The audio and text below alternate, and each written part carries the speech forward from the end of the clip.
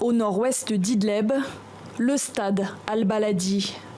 Le silence a ici remplacé les cris des supporters de foot depuis longtemps, mais les gradins tiennent toujours debout.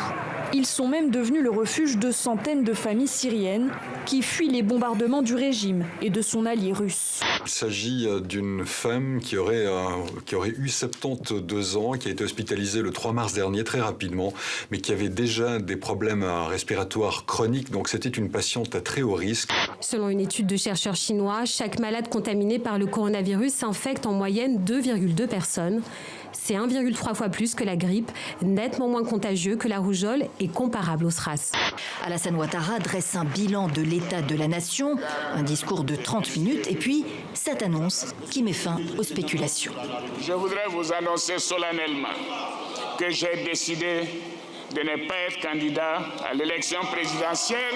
C'est une décision qui apaise et nous épargne au moins une tension sociopolitique inutile. En fait, il faut partir du principe que les universités sont dans un état de délabrement quand même extrêmement important. La recherche française est en décrochage et les missions d'accueil et d'accompagnement des étudiants sont vraiment extrêmement endommagées actuellement. On voit bien que l'une des choses que toutes ces mesures cherchent à contourner, c'est l'indépendance absolue qui est garantie au niveau constitutionnel pour l'instant en France, des enseignants-chercheurs. Parce que ce qu'on veut, c'est pouvoir exploiter l'université à des fins parfois justes et parfois bassement mercantiles.